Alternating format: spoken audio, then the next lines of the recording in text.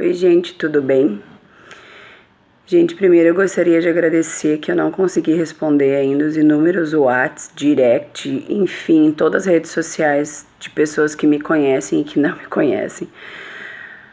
O tanto de carinho que eu recebi, o tanto de generosidade que me deixa muito feliz, porque é bem difícil. Eu acho que hoje talvez seja o meu vídeo mais difícil, mas eu não vou esmorecer e não vou desistir porque o propósito é maior. Sobre os meus abusos sexuais, eles começaram na infância, que é a parte mais tenra, mais delicada, eu acho, de toda a nossa passagem como ser humano, e se ela não for boa, tu tem consequências o resto da vida, e um abuso sexual é uma coisa de uma grandeza, de uma agressão imensurável, eu não sei explicar isso em palavras, e as consequências da mesma forma. Então eu fui abusada sexualmente pelo meu pai. Aí muitas pessoas vão me perguntar: como assim? Porque, né? Isso é mais comum do que vocês imaginam, gente, infelizmente. Só que a classe média é a classe que menos denuncia, que menos pede ajuda. O abusador, ele é sempre uma pessoa que te convence, ele te ganha, ele te seduz, ele é querido, ele é agradável a todos, ele não desperta desconfiança como uma pessoa mais, aquele vagabundo lá qualquer, todo mundo acreditaria. Então é um medo, uma vergonha, e quando tu é criança, tu não tem noção de nada. Então é te incutido uma culpa, um medo, ameaças constantes e contínuas. E esse meu processo durou infinitos anos, dolorosos anos. E a minha mãe sabia. A minha mãe teve a primeira oportunidade de fazer a diferença na minha vida quando eu tinha 8 anos. E a minha mãe se acovardou de uma forma absurda. E esse é um dos motivos que eu estou aqui, dando a minha cara a bater, porque eu acho que existem milhares de mulheres nessa situação, ou que passaram, ou que vivem e não conseguem, não tem a quem pedir ajuda, porque nós não somos ouvidas. A criança se torna rebelde, malcriada, ela faz de tudo para chamar atenção e ninguém ouve, todo mundo diz: essa guria é rebelde, essa guria tem alguma coisa. Por quê? Porque os pais que são responsáveis foram os meus maiores malfeitores.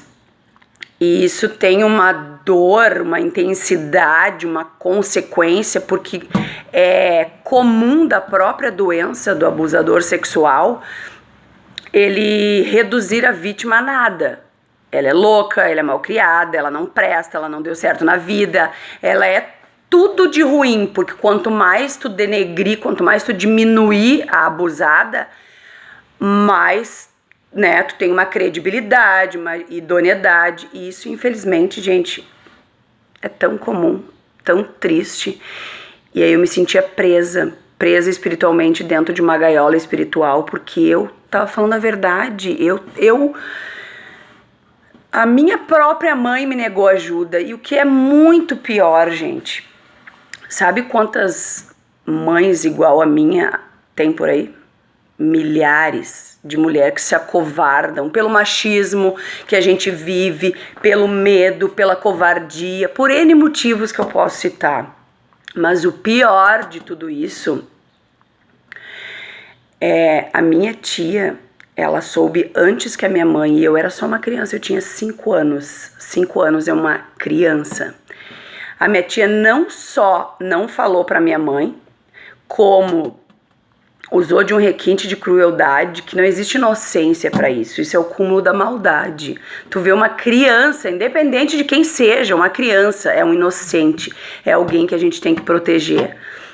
A minha tia e a minha avó não só viram, como não falaram nada, não me ajudaram, não me salvaram, não contaram para minha mãe, e ainda são pessoas tão desprezíveis, porque não existe, não consigo achar outra palavra assim.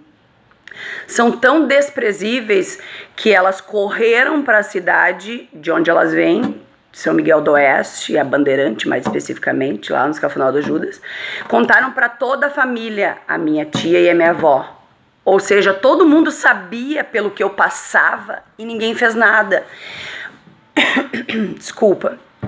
Mas o medo tomou conta delas. Então a minha mãe é uma pessoa limitada, isso é um fato. A minha mãe é acumuladora de muitos anos. A casa dela é que nem aqueles programas americanos que tem milhares e milhões de coisas. A água da chuva, ela junta comida, ela vai no centro aqui, naquelas fruteiras, juntar comida. Ela tem uma limitação grave, que eu, né, falo há anos, mas eu sou louca. Então, ninguém me deu bola. E a minha mãe, no segundo momento, quando ela podia fazer diferente de novo, a minha mãe ela teve um ciúme de mulher. E aí eu me revoltei. Me revoltei porque eu tinha ódio da minha mãe. O meu ódio era do meu pai, mas dentro da mesma pessoa estava o meu abusador, que era uma pessoa que quando eu estava sozinha com ele me fazia mal. E era uma pessoa que quando tinha gente na volta era uma pessoa que me fazia bem. Mas Nádia, tu só pode ser louca, então tu cuidou do teu pai, tu foi na internet botar a cara pra pedir ajuda. Sim, fui. Cuidei dele até ele morrer. Por quê?